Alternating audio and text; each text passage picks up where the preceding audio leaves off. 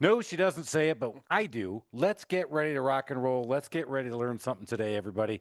You're driving around your car, and if you're here in Atlanta, school is back in session, so that means you're parking and not driving, and you're stopping and not driving, and you're behind. I love school buses. I love kids. I Do just you like cars that have the student driver stickers all over them? still my favorite. One of them Yeah, pulled out in front of me again today, and I yeah. went by him. Dude was like a Student of what? 45-year-old Indian guy. I'm like, you're not a student driver, bro. You're just not.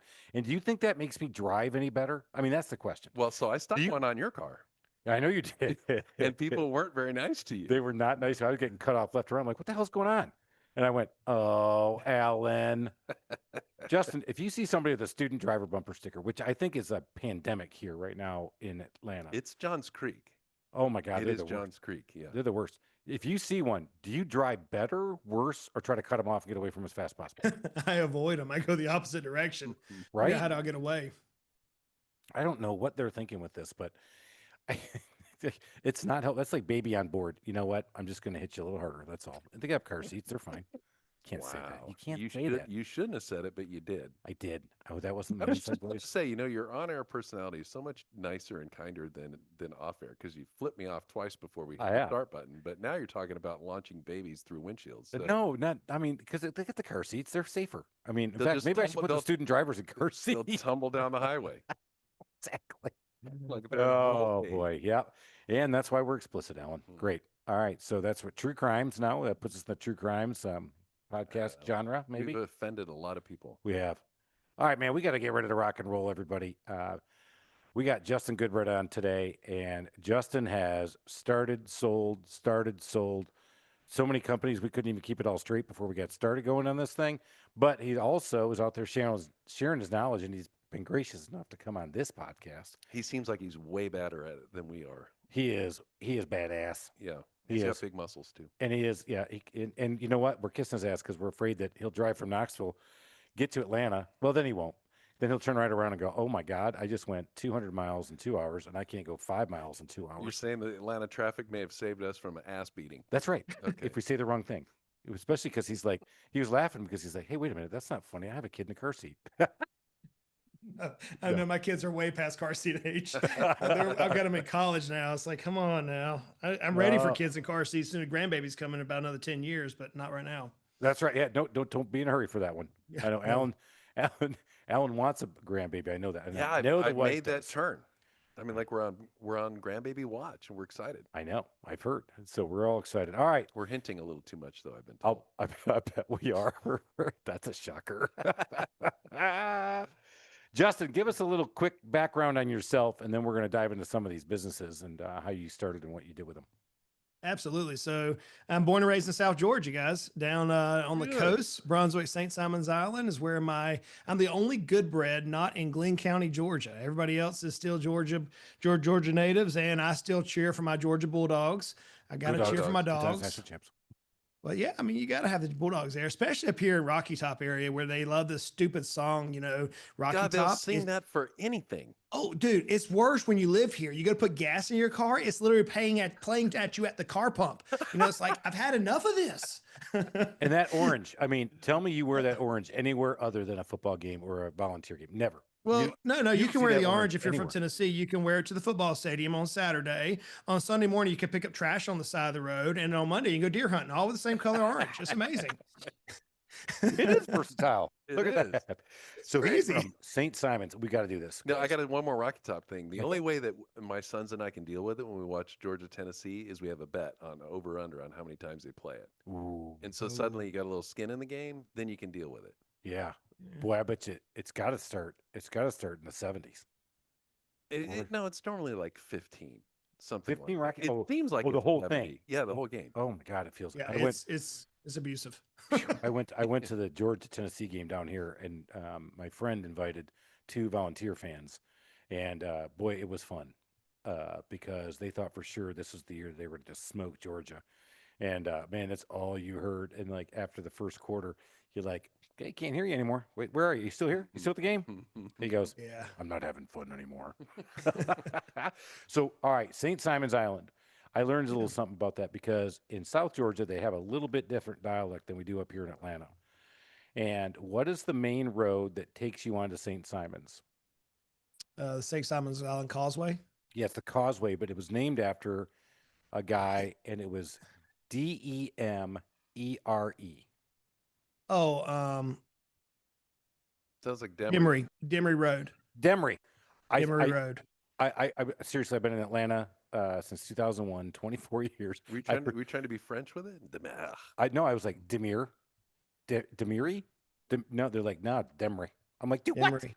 Yeah. As soon as you pass the sailboats, come onto the island, the causeway, it turns you onto either Sea Island Causeway or Demery Road, which takes you around to the fishing pier. So yeah, Yeah. born and raised down there, man. All right. So started- how'd you get out?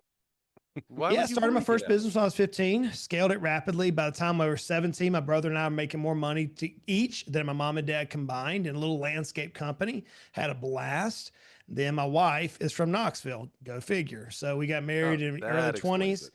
sold the business down in South Georgia, moved to East Tennessee, and then since then started and sold 5 additional businesses, became a major shareholder in another, took that one from mid 8 figures to a 9-figure exit a couple of years back, and now just having fun teaching business owners how to do the same thing. Hang on. Alan's trying to, he ran out of fingers. 9 figures. I mean, that's a lot. That's a lot. That is a lot. That's awesome. Yeah. So obviously the entrepreneurial spirit was in you. Were your parents entrepreneurs? Where'd you get that bug? Yeah, neither one of them were entrepreneurs. They came from what they called dysfunctional families. I would call it catastrophe. Anything that could happen to kids happened to my mom and dad. And they met each other at the young age of 15 and 16, fell in love with each other and said, hey, we're going to do something different. We're going to raise our kids different than the dysfunction they went through. So they were working folk. Mom worked at the hospital. Dad worked at the Georgia port down there loading boats so that would get all around the world. At the age of 15 or so, we had been homeschooled for a couple of years. We came back whenever I was homeschooled. This is decades ago. I mean, years and years ago. There were only 15,000 homeschoolers in the United States whenever I was homeschooled. Now there are, I mean, in Knox County, Tennessee, where our office is, there's 53,000 school-age students just in Knox County. So back when I was a kid, we were doing homeschooling and they said, hey, we're going to put your education around business. And so I literally had business people teaching me business. I had doctors teaching us science. I had English professors at college teaching us how to write. And whenever all this education was happening before 15, Chris, what my dad told me one day, he said, hey, son, you're going to be 15 this Friday, I think it was. He said, if you don't have a job by Friday, don't come home.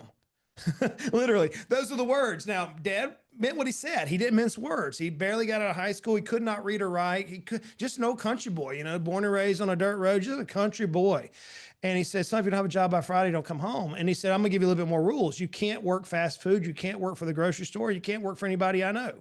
Now, it's not Atlanta, okay? We didn't have 10, 15 million people. We had 50,000 people. And I have a last name called Goodbread. There's not that many people who don't know the name Goodbread. So I would go out like, you know, like the Dr. Seuss book and say, hey, do you know my dad? Oh yeah, Alan. Yeah, we know him. He's a good man. I was like, I can't talk to you. Long story short, after that 3 or 4 days, the very last day, Dad comes home and the night before and he says, hey, look, I'm serious. You don't have a job by this weekend. Don't come home. So the next morning I get up before Dad does at 4 o'clock in the morning and grabbed the push mower, went down the street and went door to door, knocking on doors and saying, I need to cut your grass. Do you know my dad? No, yeah, I know your dad. Grabbed the mower and kept on going to the next house. Finally found a guy's house who the yard, the St. Augustine grass was like 7 inches thick. Knocked on the door and I said, hey, sir, do you know my dad, Alan Goodbread? He goes, no, I don't reckon I do. I said, well, sir, I'm fixing to cut your grass and you can pay me whatever you want to pay me because I'm going home tonight. So I cut his grass, made $40 in about 2 hours back, 35 years ago. And my dad came home from the port. I'll never forget this lesson, guys. Came home from the port like most hardworking blue collar Americans. He was exhausted. He was tired. He stunk. I mean, he had put a hard day's labor in. I am clean. I'd already had a shower. I'm look good. I smell good. And he says, so you're smiling. I said, I made $40. He said, well, first of all, you owe me like 17 because of rent and gas and everything on my mower. So I gave him the money. He said, here's your rent. He goes, here's the principle. If you go to work for the man, you'll never be in control of your life. But you have what it takes to run your own business, learn business, and go start your own business. And that's where I learned to start business at. Beautiful, man. What a great lesson. His dad is Yoda. His dad is. I mean, I'll tell you what, we need more of that right now. We need a lot Right. more of that. I Yeah. mean, there's so much bad parenting for just like the last 2 generations, and this Yeah. guy's dad was amazing. And I'll tell you, man, if you're watching on YouTube, you saw my eyes coming out of socket. Oh, you can't. There's only 50,000 people.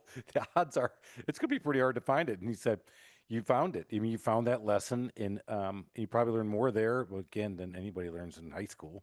So there you go. And off you ran and never looked back, just kept going.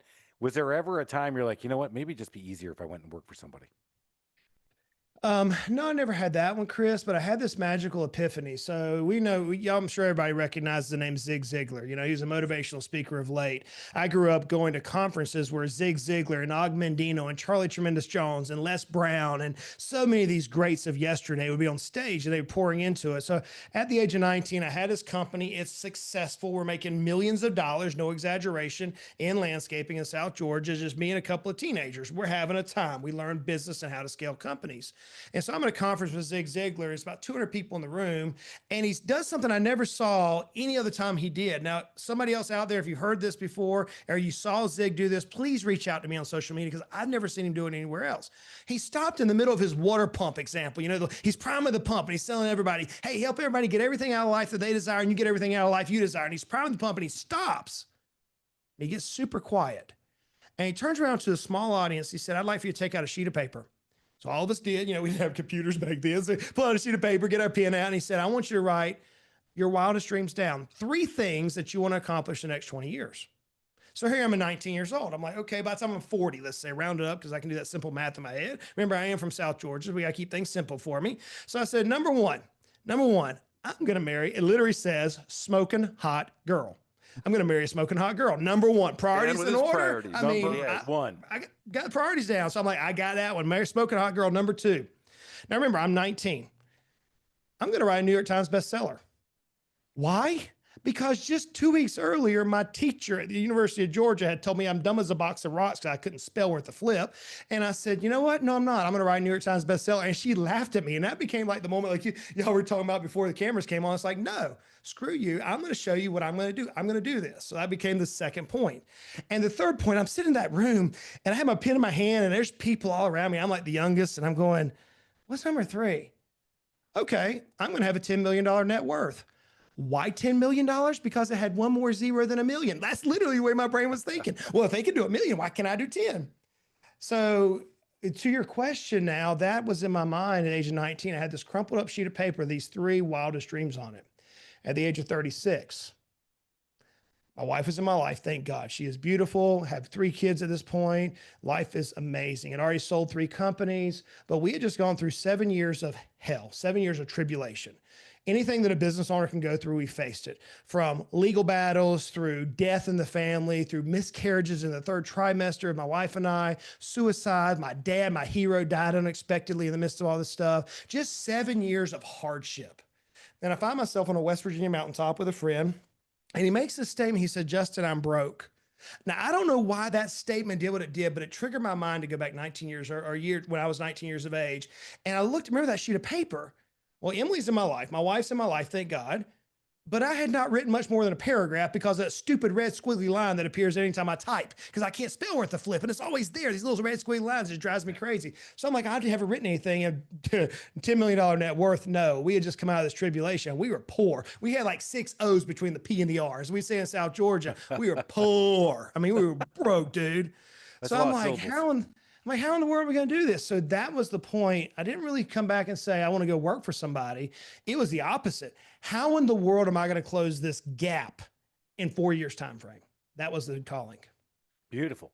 So you took that challenge on, but I think you hit on something a lot of people love to hear, you know, so you talk about the Zigs and the Lesses and the motivational speakers. A lot of people want to just focus in on that success and what it looks like. And they think, oh my God, he's killing it, right? Everybody else is always tonning it. Oh, he's doing it. And people get on and talk about, and you even said it too, you know, I was 7 to 8 million figures and then 8 to 9 figures. And everybody's like, oh, I want to be like Justin. You're like, you know what? It wasn't always roses, man. So talk about how you came and turned that around. You know, there's a certain tenacity that I believe we as business owners have.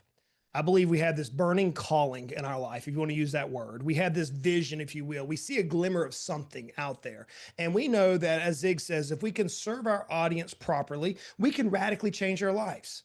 The most business owners I know are not the mean or the narcissistic people that the media often relates them to be. They're the most caring and the most selfless people I know. They will sacrifice everything for their communities, for their team members, for their clients, for their vendors. They sacrifice so much. And so whenever I saw the hardship in that time frame, it wasn't a sense of, oh my goodness, woe is me, I've got to go, eat some worms, as the old South Georgia song says. No, none of that nonsense. It was, okay, life sucks sometimes, but that's water ain't the bridge. What principles can I gather from that, change my focus, and shift forward and look to the future? I believe this with all my heart. I believe that everything that we as human beings face in life is preparing us for what's in front of us. I believe that. I believe if we're walking this earth today, that there's something that only you can accomplish, only I can accomplish. There's this path that we're on. I believe that with all my heart. And so if I'm here on earth and by God's design, I'm sitting here, I'm walking forward, then that purpose has yet to be fulfilled.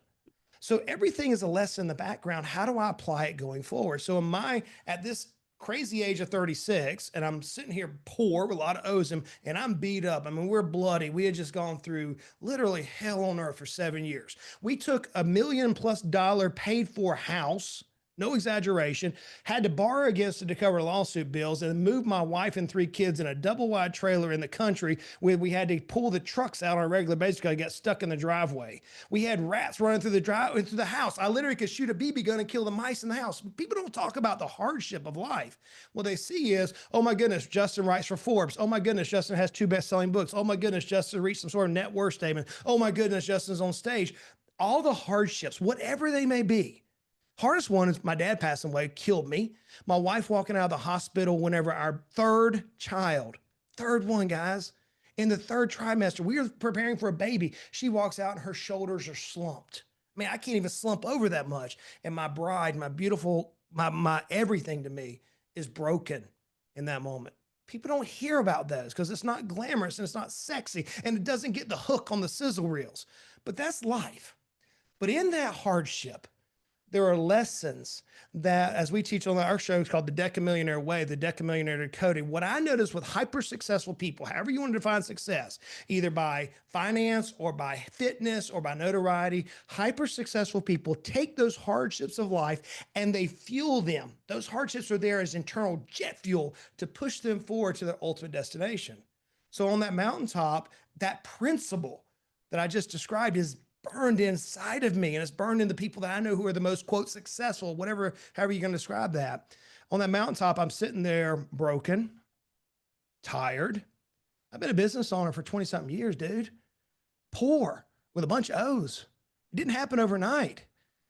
And I remember sitting there, and my country friend, he said, how are we going to close this gap, dude? He was a little older than me, and he was looking at retire. He can't retire because all of his wealth is in his business. Hey, how are we going to close this gap? I said, I don't know, but I know how to find it. He said, what are you gonna do? I said, I'm gonna go find somebody who's been there, done that before me. And I'm gonna pay them whatever amount of money they want me to pay them so they can show me the fastest way. Because here's what I learned as an early child. Wealth loves velocity. See, most broke people will trade their time, their finite, for the infinite money. We trade our time for money. That's not the successful. The successful will go out and take money, the finite, the infinite thing, and trade their money for their time. So what I looked at is I said, how in the world can we take brokenness, mentally, spiritually, physically, emotionally broke, just broken down? How can we radically change our life in 4 years? So I did what most successful people do. I found somebody who had journeyed on this path before me, and I met with this guy in South Georgia. If I called his name, many people would recognize it because he's now since gone, but he's a good man. And he told me I never could tell his name, but I can tell you this. Very successful. He's sitting down by his pool, guys, in South Georgia, and he's smoking a cigar. And I sat down and met with him. I said, hey, man, I want to accomplish this. He goes, how bad do you want it? I said, I want it pretty bad. He goes, no, not pretty bad. How bad do you want these 2 things? Do you want to write a New York Times seller? I said, more than anything. He goes, you want to be worth $10 million in 4 years? I said, yes, more than anything. He goes, how bad? I said, dude, I can taste it. I'll never forget the conversation. He goes, okay, I'm going to charge you $10,000 a month. And if you listen to what I say, you'll accomplish it. Now think about this. We broke. We live in a trailer, man. Our trucks are stuck in the driveway. We don't have a pot to pee in. I mean, we are poor. I said, okay, how am I going to get 10,000? He said, that's for you to figure out. How bad do you want it? Within 90 days, what I convinced my people to do is I said, I'm going to pay this guy 10 grand. I went out and found 5 people that I was going to take what he was teaching me and I was going to teach them. And they were each going to pay me $2,000. Got my 10 grand. I was playing on the house's money within 90 days. Why? Because I wanted the outcome. That's what those hardship lessons taught me.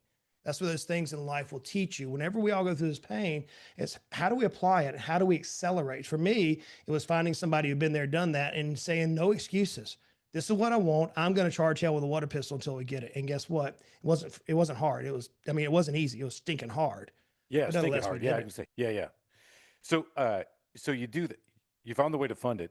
Let's talk about some of those first lessons because you got to implement them. And I think for a lot of us, I agree with you. You got to have tenacity. I mean, one of the things, 3:30 in the morning when I'm curled up on the couch going, what the hell did I just do to my family? What have I done to myself? I can't believe I just did this.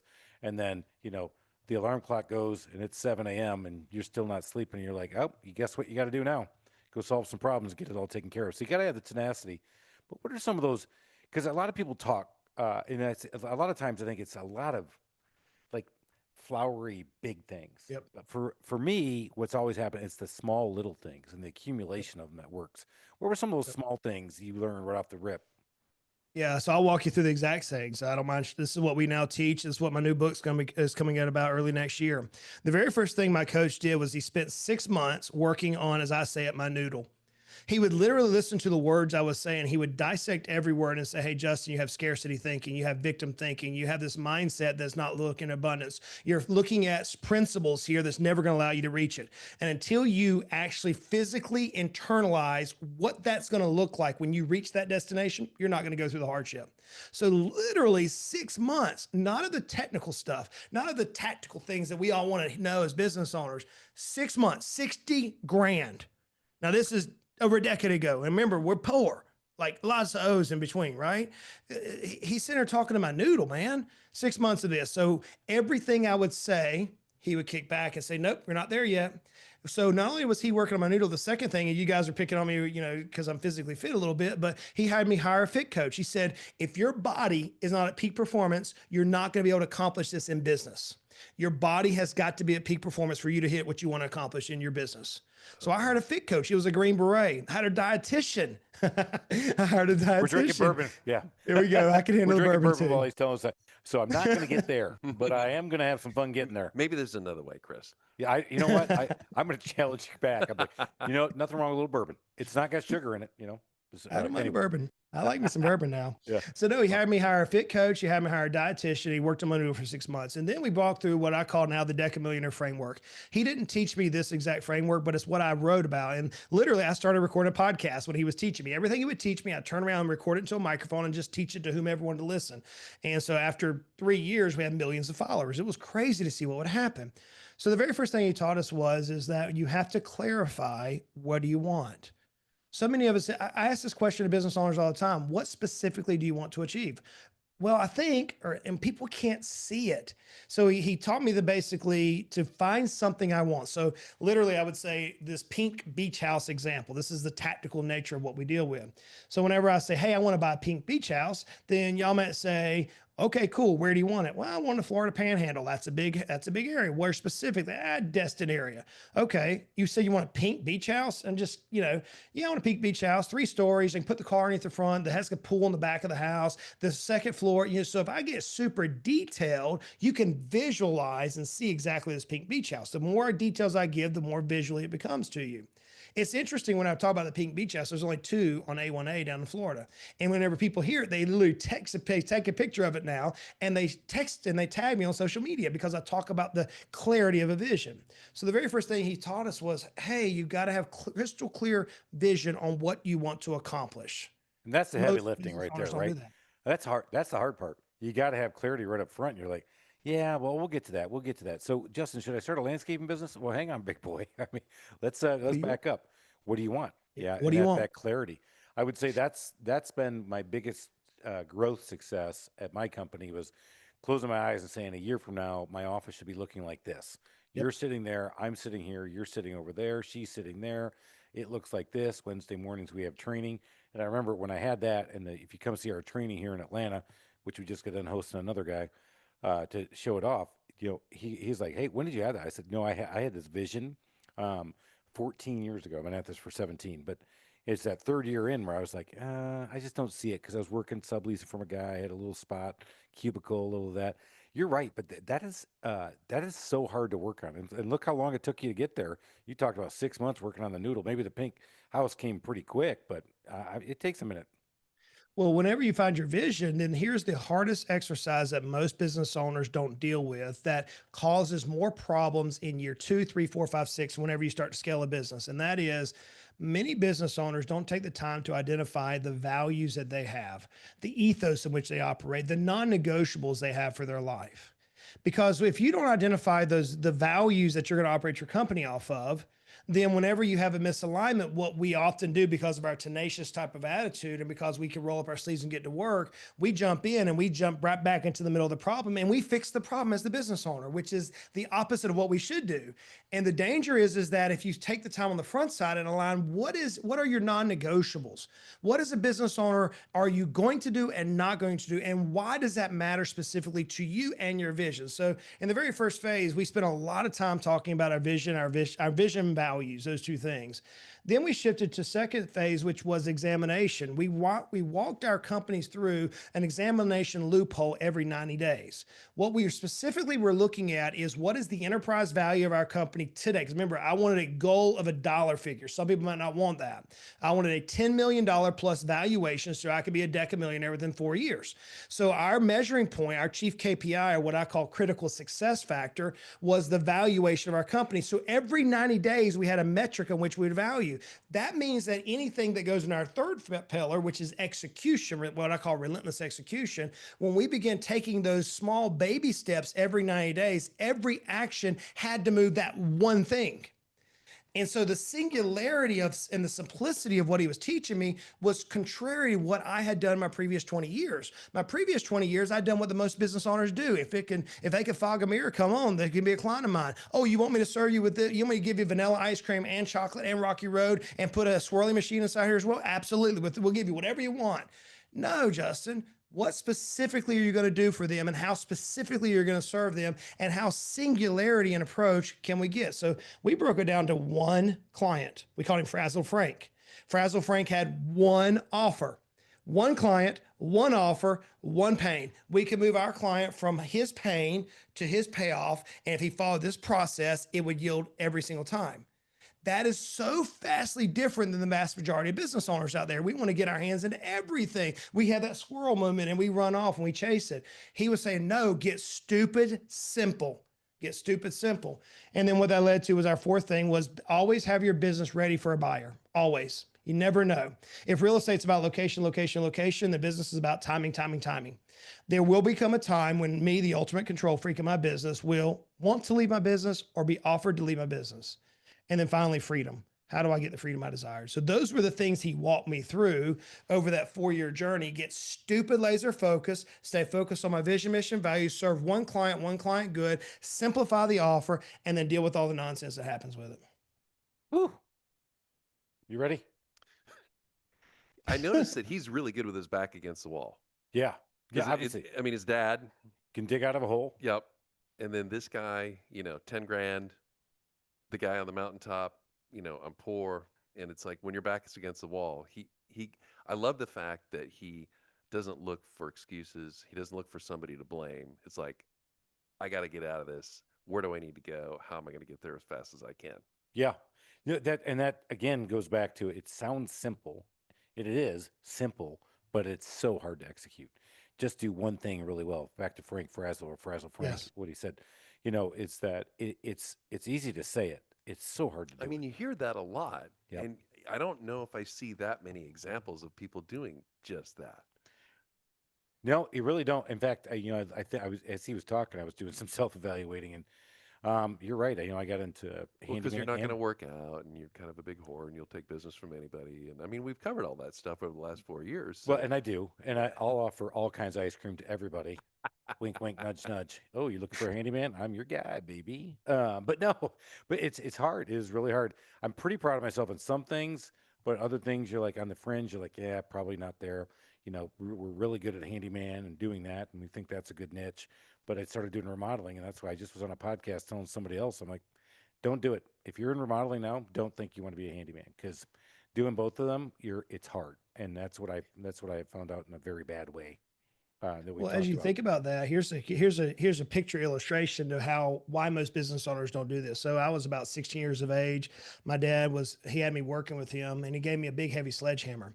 Now at 16 years of age, I weighed 110 pounds. I was like soaking wet, little kid. And he said, "Hey son, I want you to beat this wall down. I want you to knock this wall down." So like most business owners, I grabbed the sledgehammer and I swung it with everything I had and hit the wall all over the place for about a minute and a half, and it didn't fall. And he came over and he said, "You tired yet?" I said, "Yes, sir. I'm pretty tired." He goes, "Can't quit till the wall's down." "Yes, sir." He goes, "I'm going to show you something, a principle of life." This is where so many business owners miss the mark. Again, if you want to become a decamillionaire and break away and be in the top 1%, if you want to get to that level, this is a principle that works every single time. Take it to the bank. Friends, this is it. What he did was he grabbed a can of black spray paint. And Chris, he reached down and he painted a little dot in the bottom right-hand side of that corner. And he said, "Hit that dot over and over and over again." Guess what? That wall fell down in about 5 minutes. That's right. Because as long as I kept hitting that one dot over and over, the wall cracked. But we as business owners, we want to take our service or our product or our offer and try to get it to anybody and everybody. And so we just bounce against that wall like that, like I was doing when trying to hit that wall all over the place.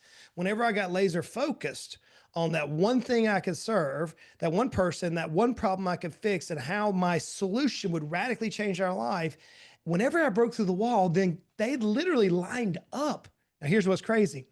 I was in the most regulated industry in the world building this business, a financial services industry, the most regulated. We had literally dozens of qualified clients begging to come work with us.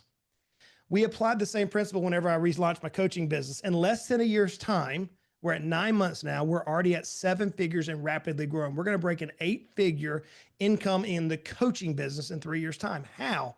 Radically attacking that one point.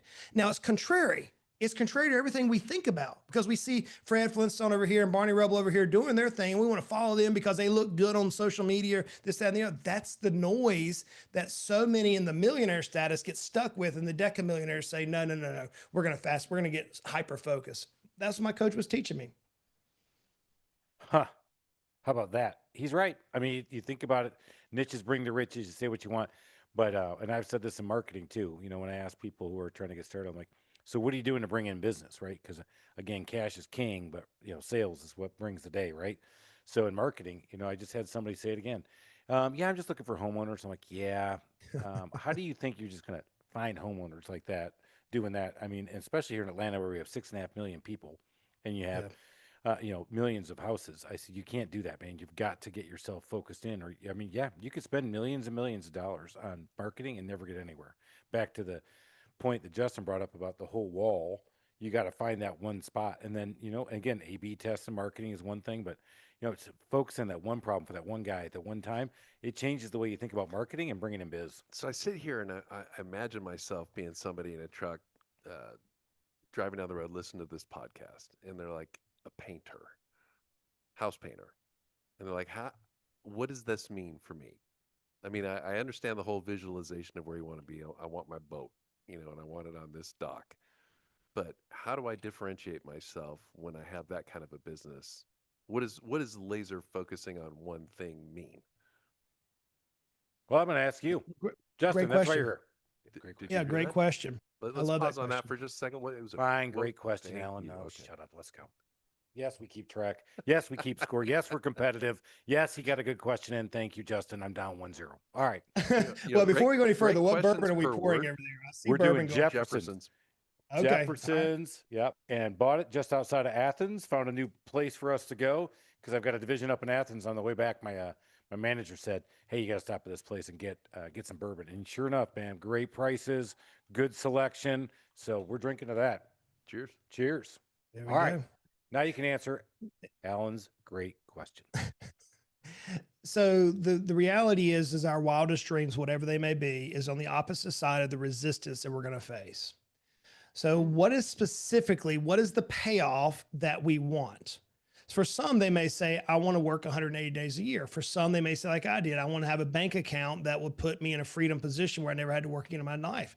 That may be some. Others may say, I want to visit all my kids' sporting events. Whatever it is, if you get stupid clear on what that becomes is, then you backwards analyze, if you're in business, what is the one thing that matters most? So yeah, no doubt you've had somebody, y'all have heard it yourself. If you're listening to us riding down the road in Atlanta, pay attention to the road because it's psychotic down there. But you've heard the rule of 80-20. 80-20. You know, you get 20% of your input generates 80% of your output. Here's something you may have never heard before. What if you 80-20'd your 80-20? Now here's a little bit of math. So I'm gonna do it for you. You're in your head. The 20%, if you 80-20, you're 80-20. So the 20% becomes 4%, the 80% becomes 64%. 4% and only 4% of your business input produces 64% of its output. You can run this through your client list. It's the exact same thing. I've done this thousands of times with business. That's not an exaggeration. I literally have walked hundreds of business owners on how to double or triple the value of their company, and it works every single time. Take your clients. 4%, your top 4%, however you're segmenting, does roughly 64% of your revenue for a healthy business. How do you break through the wall? What service to which client, which avatar generates 64% of the output? I can promise you that if you have 3 or 4 or 5 different service offerings, let's say in the construction world, you have 3 or 4 or 5 different service offerings, there is a service. Now, it may not be plumbing in the sense of, hey, I'm only going to replace toilets, but it may be an offer, a simplified offer that you can offer that key clientele, and that particular offer will generate 64% of the revenue. So whenever we have a client who says, how in the world am I going to achieve my wildest dreams? We come back to what is the wildest dreams, number one. Number two, look at your business and what service or what is it that your audience, your current clientele is looking for that they're engaging? We can dissect that out. We've used 256 points of metrics that we can examine a business on, and you can determine what that service is. And then you put everything toward that service. Every single thing. Here's where most business owners lose. We take our money, our talent, our team. We take our money, our talent, our team, and we spread them thin. Whenever I take, let's say I had $10 as an example, and I was going to use my $10 to accelerate my business. If I put all $10 behind one particular initiative and all my clients behind, all my team members behind one particular initiative and all my structure, my systems behind one particular initiative, I'm going to kick your tail. Here's why. Most business owners want to put all 10 things on 10 different initiatives. And so they spread hyper thin, and you don't get the penetration into the market, and you don't get the recurring revenue that you need no matter which business you're in. So the simplification is find the 4%. That I was typing that down as he was talking. I just sent that to Cindy. I said, remind me of this one. Because again, it's not like playing roulette wheel, right? If you go down to roulette, if anybody's ever played it, you can put your chips all over the table. But that's for fun and gambling. But if you want to be successful and do things, you're going to have to find those one. And you know what? You find out pretty quickly if that was the wrong one, because that's my big question. You're right. If I took all 10 and I did, hey, I'm going to offer this maintenance program, and I found out it just didn't work. People weren't willing to buy proactive maintenance in their home just yet. But if I offered the handyman for a day, it blew up. And but it just took us a little while to figure it out. And I think that's a practical example of something I learned, and that's why all of our advertising and marketing is going all around handyman for a day, handyman for a half day. So that really is taking off. It is. That's really cool. Yeah. So and the radio, was I like a beta test or something back in the day? You were. Absolutely. And we've really figured it out. It was awesome. I mean, I loved it. Yeah, I mean, people say, but if I turn around and say, look, for $19.99 a month, or for a couple hour service, I can put you on our home service program. I'm not getting that one. I'm so tired of being dripped to death. Yeah, that's what I'm hearing too. Subscription services, especially thinking about your home in a proactive way. Most people don't do it. But when I say handyman for a day, get your wife off your ass, you fuck it up, we fix it. I mean, it's handyman for a day. That's been killer. We sell more of those in handyman for a half day than anything else in our company. That's fantastic. Yep. That's awesome. Yeah, So that's the representation of the 4% rule. That is, yeah. In fact, that's why I said remind me of this because I'm going to go back and look because uh, you don't know where that 4% is coming from. That's the thing. I think what's the adage in advertising? 50% of your money's wasted. You just don't know which. Yeah, right. So that's the killer on that one. So Justin, we're coming to the end, but one of the things I want to talk about, you said it at the end, is that you should always be thinking about the exit of your business to make sure that the business you're running is good. I mean, that's the way I interpret it. Talk a little bit about how you do that while you're actually running this thing. Yeah. So let's talk about some statistics and reality first. For small business owners out there, whoever you may be, more than likely your business represents the vast majority of your net worth. And the reason for it is because unlike our W-2 counterparts, you probably haven't been saving in your 401k. Every bit of money's been pushed back into your company so you can get off the ground. And now you perhaps at this point are making some income. But when you look at it statistically, you're way behind on the amount of assets you have outside your business. So the Exit Planning Institute does some studies and they show that for most service-based business owners and most, which is 30 million plus people in the United States, that we have 80% of our net worth in our business. That means that this lifestyle that we're used to living is only going to continue if we build the business where it can operate without us, or somebody comes in, they're going to fund the business and pay us for what it's worth. So when we fast forward to what we truly want, oftentimes when I'm talking with business owners, their desire is hingent upon the business being capitalized, either by an internal employee, an external person, a competitive buyer, et cetera. So the goal around business is to treat it as your best asset.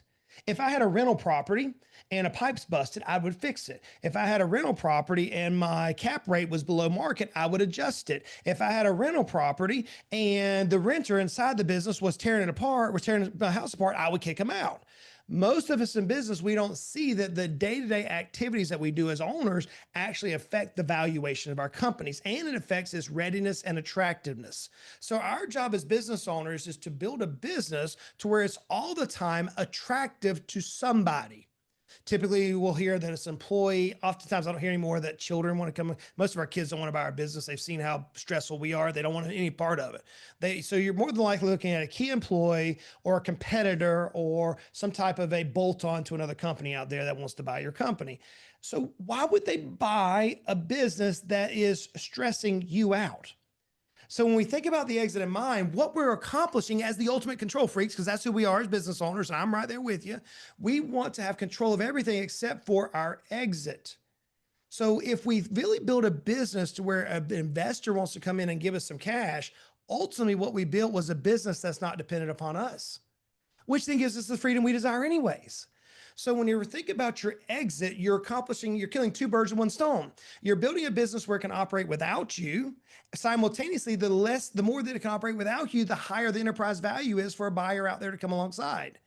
So if we realize that most of the lifestyles that we live as business owners are going to require either an annuitization, the business to be able to operate without us, or a buyer to come alongside and buy the business, then it behooves us to understand valuation and what makes a business valuable to an outside buyer. Most of us don't think that way. Most of us think, how do we increase our income? And that's very rookie, and that's why most business owners are broke. If you want to become a decamillionaire, you've got to build a business to where it is going to thrive without you and be attractive to somebody on the outside. That's why we start with the exit in mind at the beginning. So if you hadn't even thought about your exit, today's the day. You're like, I'm 40 years old. I don't give a flying flip. Today's the day. Because as I mentioned earlier, real estate's location. Business is about timing. You don't know when somebody in your particular industry is going to come alongside and they got some family business money out there, or some VC money, venture capital money, or some private equity money, and they're like, hey, we're willing to give you 5x what your business is worth. That's what happened to me.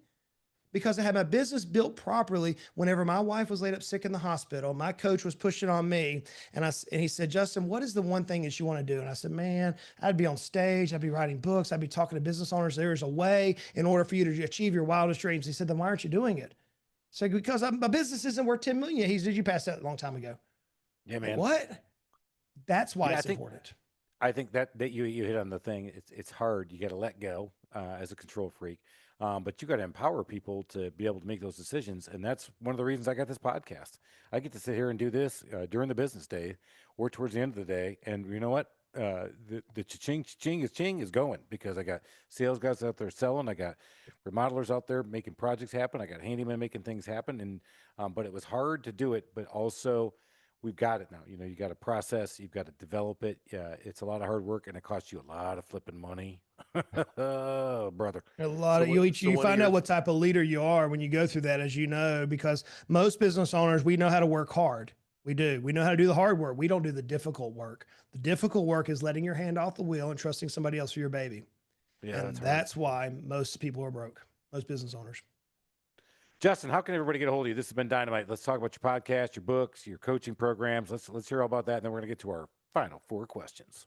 All right. So yeah, so the Decamillionaire Way is our podcast. We teach you literally. Sorry, Decamillionaire Decoded is our podcast. We literally decode the exact steps that every person, every business owner needs to do in order to reach a Decamillionaire status. You can find my last name Goodbread on any social media. I'm the only one out there. You can look at me on any social media, YouTube, etc. Connect with me. I love Instagram because that's where I live my life. I'm going to be elk hunting in a couple of weeks. You're going to see photos of me elk hunting and mule deer hunting. I'm all the time offshore fishing. We live a life that is fun because I have a life of freedom. If that's what you're looking for, hey, connect with me there. As far as our books go, I've written 2 books. One's called The Ultimate Sale, ended up selling millions of copies internationally. Not as many here in the United States, but Your Baby's Ugly was my second book. It ended up number 1 on the Wall Street Journal bestsellers list. It's a lot of fun. It talks about why your business is not attractive and why you're not going to cash it out and how to fix it specifically. It goes to the technical. We coach around the Decamillionaire Way. There is a framework. I walk through the high level. There is a framework that if you follow the framework, it will take it to the bank.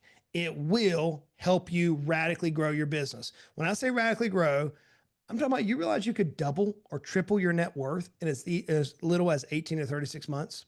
It is extremely possible. How do I know? I've done it too many times, not myself and other business owners. We took an 8-figure business and doubled it to a low 9-figure business in 18 months. It can work on every level, every structure, every size. So we teach around the Decamillionaire Way. You can check it all out at justingoodbread.com. Beautiful. All right, guys, go out there and do it. He's taking you up on it. You just got a little taste right here. Gives you an idea. And I think if this is the place you want to go, you want to hold yourself accountable, go make it happen. You got to go check out Justin Goodbread. And again, he's right. Goodbread is a unique name. Here I thought La Lamia was a unique name, but no, it's Goodbread. All right, man, let's get to these final 4 questions. So, Sure. What is a book you'd recommend that's not yours to our audience? I read 5 books a year. I've done it for over 25 years. The first book is, I believe, I read the book of Proverbs every year. It's a lot of wisdom in the book of Proverbs. There Powerful is. book. Okay, powerful A lot book. of business wisdom. You're right. A lot of That's a good business one. wisdom. Unbelievable. Ooh, that's dropping I like to read Robert Kiyosaki and Dave Ramsey's book in contrast because they think differently. You know, Think and Grow Rich. I'm sorry, Rich Dad Poor Dad by Robert Kiyosaki and The Total Money Makeover by Dave Ramsey. I think it gives us 2 bookends for the financial world. I like Napoleon Hill's Think and Grow Rich. I literally, every time I get in the car, my children, we play that nonstop. And then the 4th one is George Clausen's The Richest Man in Babylon. It's the principle of paying yourself first. As a business owner, pay yourself first. Build a business that pays you first. Now, there's a lot of runners up, but those are my 5 books that I've read for over 25 years now. So when you say you read 5 books a year, you reread 5 books a year. I'm sorry. Thank you so much. Yeah. Yes, I reread those 5 books. I read a book a week. I have read That's a book awesome. a week for over 25 years now. Beautiful. Love that one. All right. What's the favorite feature of your house? I'm thinking it's Say it one more time. What's the favorite feature of your house? Because it's being built right now. So as a present, my favorite feature is inside our home, we have rustic floors. We have barn wood floors to the whole house. I literally built my house myself after the lawsuits ended, took 6 months off and built a house with my own hands. And we have barn wood floors to the whole house. But right now I'm building the 3-car garage with a studio over it and a swimming pool in the backyard. And we have 200 acres with no neighbors. So the Shelby Cobra is going in the garage. The Raptor R is going in the garage. My other hot rod's going in the garage. And I'm going to enjoy that feature living out in the woods with deer and turkeys and no one else. Oh, man. Heaven. Love that. Oh, my God. That's cool stuff. In fact, I just did an estimate for a guy who had a Raptor R. And my tech was the one who pointed out to me. He goes, that's a Raptor R. He goes, rich people have 1 letter on their cars. I'm like, oh, wow. Thanks for telling me that. All right. Let me go jump in my MDX. Yeah, right. Yeah. I'm driving my Chevy Silverado out there, but that's awesome. All right. One of the things that Alan and I talk about, we haven't talked about it much today, but Not really. But we are customer service Freaks. absolutely into it. What is a customer service pet peeve of yours when you're out there and you're the customer? whenever somebody represents a service and what they represent and what they deliver are two different things. It irks me beyond measure. If it's a bait and switch and they put something out there and they said, "Hey, this is what you're going to expect." Maybe that's expectation by delivery time. Maybe the expectation of showing up on time. Maybe it's the expectation of treating whatever the service is with respect. I fired a contractor. He told me he's going to be at my house at 7:30 in the morning with his team members. I canceled a $10,000 appointment to meet him there.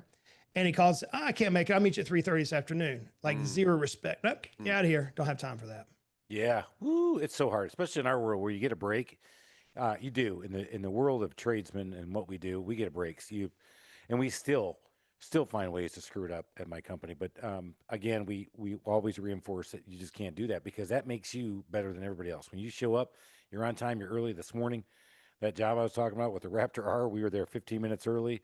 We were waiting for him to do whatever. I don't even know what it was because we were doing something that took a lot of technical expertise. So I was out there. I had my little thermal camera and everything else, but you got to do it. You got to show up on time, guys, and you got to under promise and over deliver. And that's something in our world, especially in tradesmen, that you can do.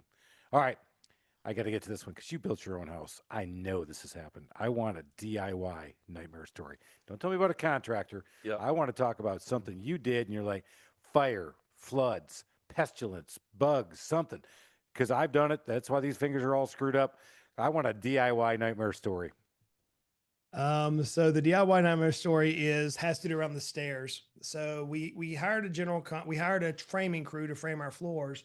And in Knox County, Roane County, Tennessee, where my house is, there was a bend in the stairway. So you had to come up 2 steps, turn, and go up the rest of the steps. And this particular inspector had something that he must have ate bad that morning because he was angry. My daughter and I spent 4 days custom building the stairwell. I mean, we're talking about hand-hewed American chestnut wood. It is gorgeous. We spent 3 days. She was about 12 years old. She was helping me. He comes in, he took his tape measure out and he measured, and there was a 1/4 inch variance between the bottom step and the top step. It was within the regs, but the 1/4 inch variance was off for that particular code. And he looked at me and he said, "You've got to either redo these steps. And when you redo these, you've got to raise your top floor up a 1/4 inch or lower your bottom floor up a 1/4 inch." It made no sense to me because he would think he was a moron. And I'm like, what? So yeah, my DIY, because of my ignorance, cost my daughter a lot of tears and me a lot of stress and 3 weeks of tearing that stairwell out and getting it down to where there was not a 1/4 inch of variance. And I had just ignorance, didn't have a clue. You know what? We've talked about this, and I don't think we brought this one up. We've talked about fire. We've talked about flooding. Love that. Or impaling. We haven't talked about inspectors. But we have not talked about making your daughter cry. No. Wow. That one would be a killer for me. In fact, I will take 3 more nails through the fingers, which I've done plenty, than to have my daughter cry because of something she helped me build and I blew it because I didn't get it right. I'm not saying you blew it. You're right. 1/4 inch is well within, man. 3/8 is the code. So, but I know what you mean. It's just tough, but you did it. That's awesome. You know what? Take some pride in that house that you built because that is awesome. I think I'd probably be more proud of that than I am, doing the stuff you've done. But you can tell that Justin Goodbread is out there for you, trying to make shit happen, trying to help you get better in your life. You can tell it through his passion, man. Al and I are just sitting back. I was actually taking more notes today than I've taken in a long time. I noticed that. Woo, dog! I got some work to do. My boy from South Georgia, go Dogs! Gonna happen again. Oh yeah, might be triple. Uh-oh, don't know. Go Rocky Top. We got to go make this happen. Hey, if you didn't learn something, man, it's on you, man. If you didn't, go out there, follow Goodbread. Go out there and check his shit out, man. Go see what's going down. Make it happen. Keep making those steps up that mountaintop because we're all going to get there someday. Just keep going up that mountaintop and let's make it happen. We got to go. Cheers, everybody.